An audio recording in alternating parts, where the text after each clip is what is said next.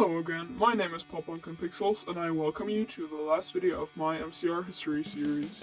This video will include 2 albums and the current status, so buckle up.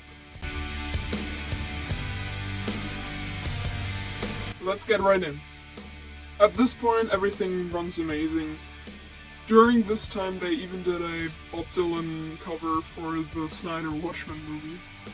Their next album was supposed to be very different, because they didn't want to do a story or a concept album, but the results that they got were too bland or boring. Then later in 2012 they released those songs known as the album Conventional Weapons. Personally I think that this album is still amazing, but I get that it just lacks the context that the other albums had. Oh, and by the way, Bob turned out to be a racist asshole, so now they needed a new drummer again. Well, hopefully their next drummer isn't going to be a thief and a liar. Oh, that would be so sad. Well, about that. So then they changed their plans completely again and decided to make another concept album. But this one won't be this weird emo story, no. Now it's all about those colored ray guns and flashy colored jackets. I just can imagine George pitching the story. It must have went something like, hey, how about we make an album about desert punks and gay bald vampires? Oh my god, how about we all have characters in this world and then, yeah, we should kill them off in a dramatic battle against some weird corporation. Ooh, I wanna write a comic about that.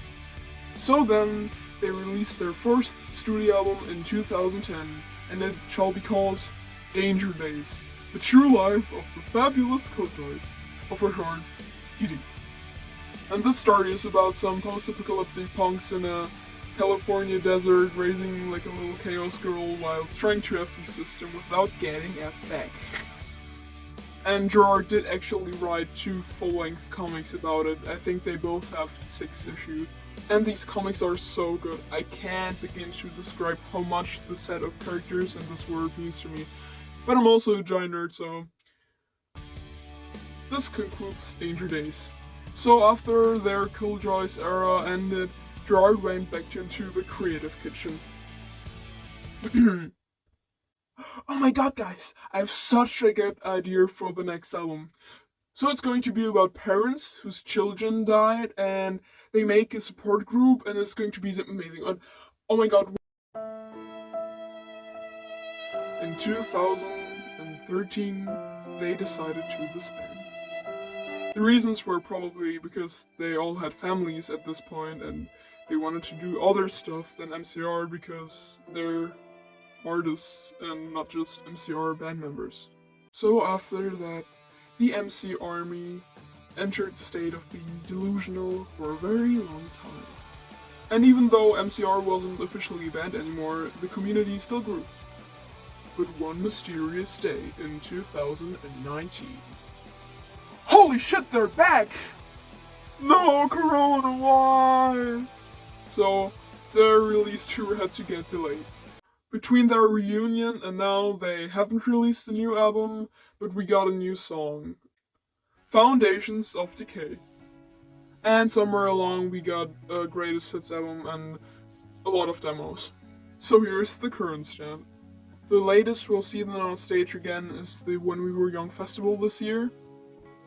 And every once in a while we get leaks. The last one was something about Gerard in the studio, but we don't really know what will happen. We get small bits of MCR content and it's mostly just Mikey being somewhere. But Gerard is probably really busy with Umbrella Academy Season 4 right now, and Frank has his 50 bands, most recently Endless Tunes. But we still have hope for a 5th album. The fans call this theory of a 5th album MCR5. Makes sense. That's about it. And I know it wasn't super detailed, that was kind of the point. Also, these are my first videos, so I will improve. And if you want to see more of these videos, then you know what to do. And let's see if MCR will actually release the 5th album. Let's all be delusional together. Goodbye.